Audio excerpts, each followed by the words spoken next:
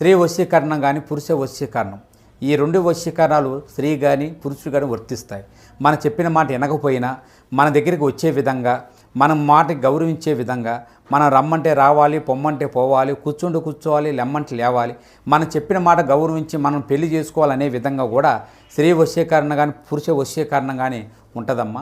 ఈ వశీకరణం అనేది వాళ్ళకి ఏ విధంగా ఎవరి గురించి మనం చేయాలనుకుంటున్నామో వాళ్ళ పేరు మీద కూడా ఆ వశీకరణం పట్టుకొని ఆ మంత్రం ఒకటి చెప్తాను.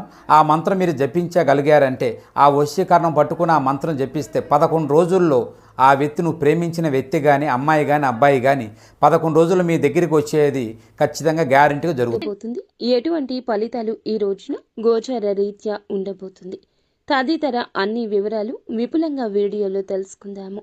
వీడియో మీకు నచ్చితే తప్పకుండా ఒక చిన్న లైక్ చేసి మమ్మల్ని సపోర్ట్ చేయండి. ఈ జాతకుల మీద ఈ రోజున మిక్కిలి కోపం వస్తుంది. ఈ రోజున కుటుంబ సభ్యులకు కానీ స్నేహితులకు కానీ అంతటి కోపం వస్తుంది.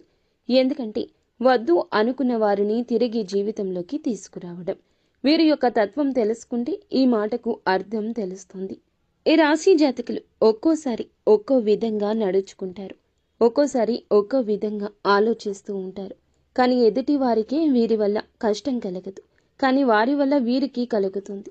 ఒక్కోసారి పిచ్చి వారిలా కనిపిస్తారు వీరు, ఇంకొకసారి అధిక తెలివితేటలు ఉన్నవారిలా కనిపిస్తారు. మోసపోయే సమయంలో వీరిని పిచ్చివారు అని చెప్పక తప్పదు. ఒక నిర్ణయం తీసుకునే ముందు ఎంత ఆలోచిస్తారో తీసుకున్న తర్వాత అంత ఆలోచించరు. 2 విధాలుగా ఉంటారు. వీరిని చూస్తే కుటుంబ సభ్యులకు అర్థం కాదు.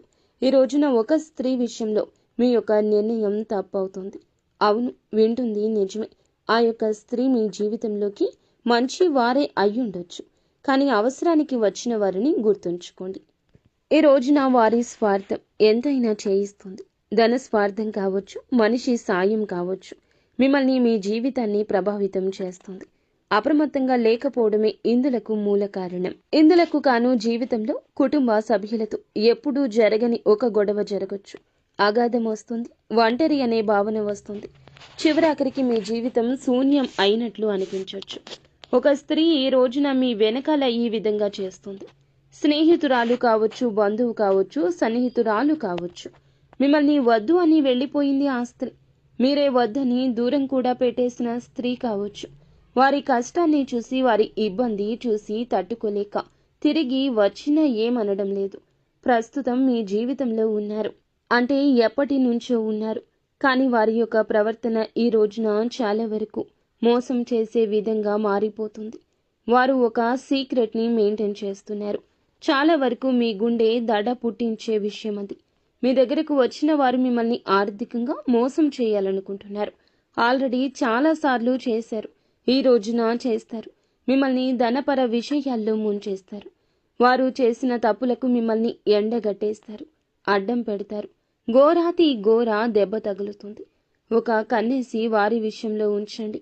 వెనుకాల చేస్తున్న ప్లాన్ని పసిగట్టండి. ఈ విషయంలో కుటుంబ సభ్యుల సాయం తీసుకోండి. మీరు అడిగితే వారు కాదనరు.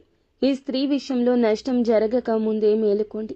ప్రతికూలత అనుకూలంగా మార్చుకోవడానికి నిత్యం శివారాధనతో పాటుగా విష్ణు సహస్రనామ